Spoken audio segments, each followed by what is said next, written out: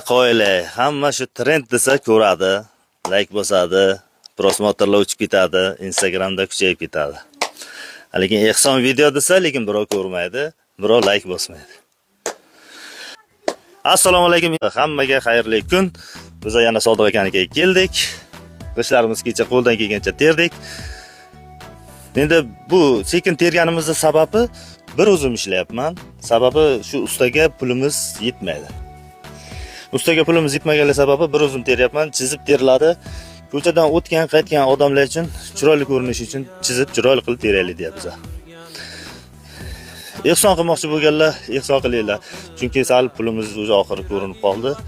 Sberbank kartaga 4800 rubl tushgan ekan. O'zbek yangamiz o'zlarining kartalariga 92 ming so'm pul tushgan.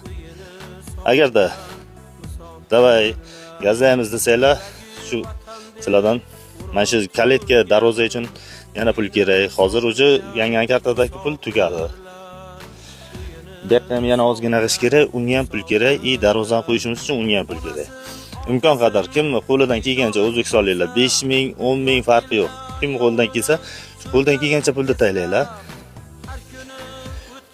Rossiyadagilar bo'lsa 100 ming, 100 rubl, 10 rubl farqi yo'q. 50 rubl qo'ldan kelgancha ehson qilishlarini so'raymiz.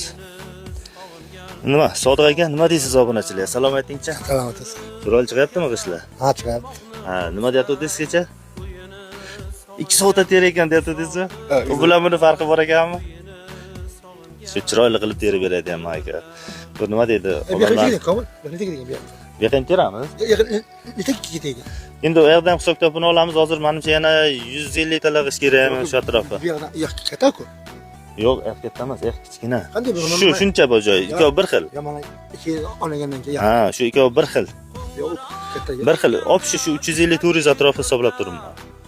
Nasib bo'lsa shu 350 turistlarni terib taylasak, keyin darvozani chiroyli qilib bitirib o'rnatsak. Bugun ishtadasan-a? Ha, endi bugun ishdaman, endi imkon qadar kelaman. Obunachilar.